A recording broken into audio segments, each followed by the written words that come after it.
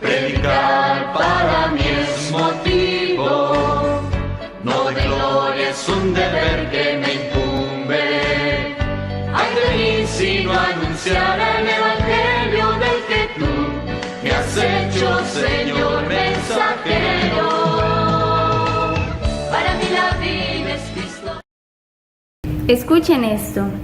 El sembrador salió a sembrar. Al ir sembrando, una parte de la semilla cayó a lo largo del camino. Vinieron los pájaros y se la comieron. Otra parte cayó entre piedras, donde había poca tierra, y las semillas brotaron enseguida por no estar muy honda la tierra. Pero cuando salió el sol, las quemó, y como no tenían raíces, se secaron. Otras semillas cayeron entre espinos. Los espinos crecieron y las sofocaron, de manera que no dieron fruto. Otras semillas cayeron en tierra buena. Brotaron, crecieron y produjeron unas 30, otras 60 y otras 100. Y Jesús agregó: el que tenga oídos para oír, que escuche. Gracias, Jesús, por tus palabras de vida, porque buscas la manera de abrir nuestros oídos y darnos a conocer tus misterios. Gracias por acercarte, por confiar en nosotros que te escuchamos y por llenarnos de gozo con tu voz. Te pedimos que nos ayudes a hacer tierra buena, donde tu palabra pueda dar mucho fruto. Gloria al Padre, al Hijo y al Espíritu Santo, como era en un principio, ahora y siempre, por los siglos de los siglos. Amén. Hola a todos, les habla María Isabel Garro, discípula de la familia misionera Verbunday de Medellín. Y el Evangelio de hoy es de Marcos 4, del 1 al 20. Marcos 4, del 1 al 20. Este Evangelio pues me pareció precioso. Nos dice al principio que Jesús se puso otra vez a enseñar a orillas del lago. Otra vez. Claro, la dedicación de un maestro es enseñar, y Jesús conoce su vocación, sabe qué es lo que debe hacer y lo hace una y otra vez. Y entonces en este primer punto pues yo notaba una cosa, y es cuánto nos cuesta perseverar. Solemos aburrirnos muy fácil de la rutina, de hacer siempre lo mismo. Tal vez muchos ni siquiera encuentran dicha en lo que hacen porque lo hacen únicamente para sobrevivir. Pero pensaba entonces, ¿será porque no estamos viviendo según nuestra identidad? Durante sus 3 años de ministerio público, Jesús se dedicó a enseñarnos a vivir, se dedicó a enseñar a los discípulos qué hacer y cómo hacerlo, se dedicó a prepararlos para seguir sus pasos. En Juan 14:6, Él mismo nos revela que Él es el camino, la verdad y la vida. Si Él en su diario vivir se preocupaba por enseñar, una de nuestras tareas como discípulos también es enseñar. Hace parte de nuestra identidad de ser Cristo. Enseñamos con nuestras palabras, con nuestras acciones y con nuestros silencios. Enseñamos a ser discípulos siendo discípulos. Y notaba yo pues que al ir haciéndonos conscientes de nuestra identidad, también vamos gozando más de nuestros quehaceres diarios. Recuerdo que en 2018, después de ejercicios espirituales de finales del 2017, a mí me cambió totalmente la forma de ver el mundo y la vida. Ya era más consciente del valor de la oración y me sentía de verdad más involucrada en ese papel de discípulo de Jesús. Así que me quise empezar a vivir como tal. Y desde ese momento me empezaron a pasar pues muchas cosas muy bonitas en el día a día. Tengo conversaciones más profundas con mis amigas, con mis amigos, soy más consciente del Espíritu también cuando me pide ayudar en alguna situación. Y en verdad pues es maravilloso encontrar lo mucho que puedes aportarle a las personas solo por hacerte consciente de eso, solo por tener la intención de hacerlo. Y aunque seamos pues perfectos desconocidos, las personas alrededor están pues en multitudes observando, oyendo, y a muchos les pasan desapercibidos nuestros actos o nuestras palabras, pero los que quieren escuchan y ven, y nuestras acciones también generan eco.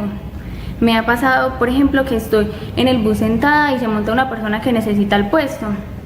Entonces pues yo veo que nadie más tiene como la intención de pararse y le cedo el mío. Y unas paradas más adelante se monta otra que también necesita el puesto. Entonces me doy cuenta que una de esas personas que vio lo que yo hice, a pesar de que con la primera persona no tuvo la intención, con esta persona ya sí se impulsó para también ceder el suyo. Y me ha pasado incluso que esa persona se para pues para dar su lugar y me mira y sonríe. Y son cosas pues muy sencillas, pero que hacen los días más dichosos, incluso después de una larga y aburrida jornada, porque Dios está en los detalles.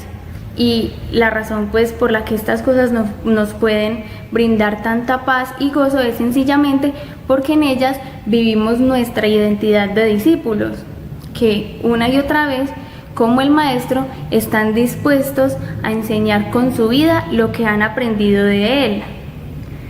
Ya luego dice el Evangelio que Jesús se pone a enseñar con la parábola del sembrador, poniendo imágenes para las personas, tratando de ayudarles a escuchar, porque pasa incluso mucho ahora que si nosotros vamos directo a hablar de Dios, de teología, de la Biblia, de entrada muchos no quieren escuchar, y como a él se le acercaban multitudes, pues él también buscaba un lenguaje adaptado para todos. Pero lo más bonito es que después de esto, aquellos que sí estaban dispuestos a escuchar y a entender a sus 12 discípulos, bueno, ellos le preguntan qué significan las parábolas. ¿Qué significa lo que acaban de escuchar? ¿Qué significan las palabras de Dios? Y esto es oración, no solo quedarnos en la escucha de la palabra, sino entrar en un diálogo, en un encuentro con la palabra misma, con Dios que nos habla, preguntarle qué significa aquello que nos está diciendo. Y a esta petición de los 12, Jesús les dice: a ustedes se les ha dado el misterio del reino de Dios, pero a los que están fuera no les llegan más que parábolas. Es decir, que somos también privilegiados todos nosotros por escuchar, por querer escuchar y entender lo que quiere decir Dios, porque la mayoría no se da ese regalo.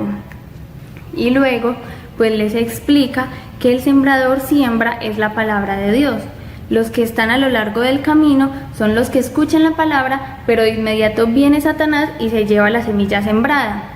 Otros reciben la palabra como un terreno lleno de piedras, que la aceptan de entrada con alegría, pero no se arraiga bien en ellos, y en cuanto viene una prueba, una persecución a causa de la palabra, caen y se echan para atrás.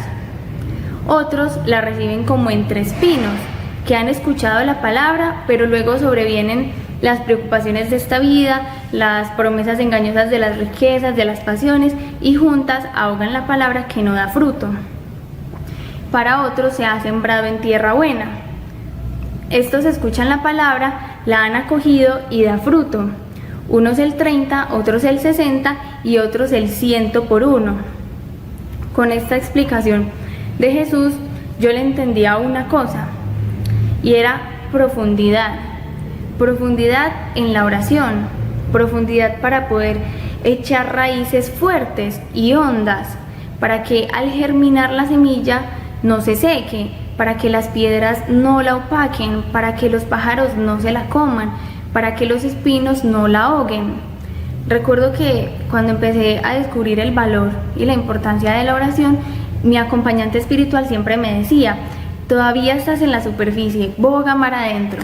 Y de a poco iba avanzando y me decía: todavía puedes ir más profundo, boga mar adentro. Y ahí estaba siempre esa invitación, siempre ve más allá y más allá. La perseverancia y profundidad en la oración es lo que nos convierte en tierras buenas. Profundizar en la oración es poder llegar con Dios a las charlas más íntimas y hondas de nuestra existencia, pasar de hablar sobre el clima, la economía, la política, y empezar a hablar con este amigo de miedos, de pensamientos, de sentimientos y de deseos. Algunas personas creen que una conversación profunda es poder hablar con alguien del universo, de las teorías del espacio-tiempo, de las constelaciones y no sé qué. Pero una conversación realmente profunda es aquella que desvela lo más hondo que tenemos en el interior, aquello de lo que a veces ni siquiera somos conscientes, aquello que lleva años y años haciendo eco y no nos atrevemos a contarle a nadie, aquello que nos atormenta día a día, o también esos sueños y aspiraciones que nos hacen alegrar y nos llenan de esperanza. Todos llevamos un proceso y cada proceso es único. Cada uno de nosotros lleva un ritmo diferente. Según la historia personal y el encuentro de cada uno con Dios, pues algunos empezaremos siendo terreno pedregoso, otros con espinos, también podemos a veces estar a un lado del camino, y me atrevería a decir que en determinados momentos pasamos incluso por todas estas etapas. Pero la meta como discípulos es avanzar, es esforzarnos una y otra vez por ser tierras buenas que den mucho fruto, donde Dios pueda sembrar su palabra con raíces tan profundas que nada, pero nada puede apartarnos de su amor, ni siquiera nosotros mismos.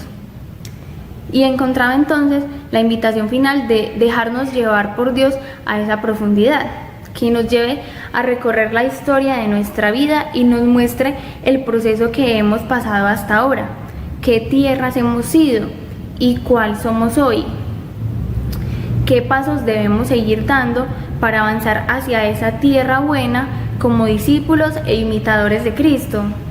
Y finalmente me venía la invitación de agradecer y gozar.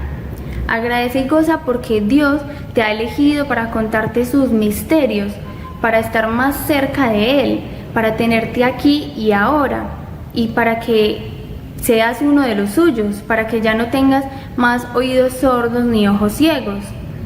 Reconoce simplemente este gran regalo y disfruta de un momento a solas con Dios.